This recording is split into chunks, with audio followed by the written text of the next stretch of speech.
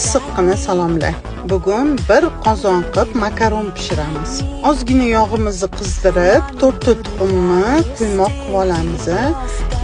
Orqa oldini aylantirib qovurib olamiz. Men 2 martadan 4 tadan tuxum qovurdim.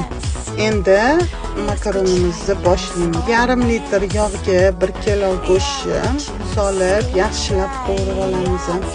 Ketidan piyozimizni solib, uni ham qizarguncha qovuramiz. Sabzimizni parrak-parrak qilib qovurib, uni ham yaxshilab qovurib olamiz. Endi sabzidan keyin qizil va ko'k perchlarni solib, bir aylantirib, kartoshkamizni ham sovuramiz. Kartoshkamizni ham qovurib, pomidor bilan chesnokni ham suvi ketguncha yaxshilab qovurib olamiz. Tabga ko'ra tuz sepamiz va 2 qoshiq tomatni pastadan sovuramiz. Endi makaronimizni ham 3-4 bo'laklarga bo'lib olib, yaxshilab uni ham 10 minutcha qovuramiz.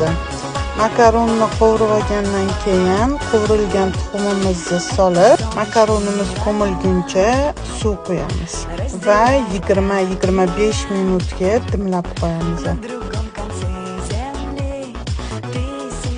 Mana makaronimiz pishib chiqdi. Oddiy taom bo'lsa ham juda ham mazali chiqdi.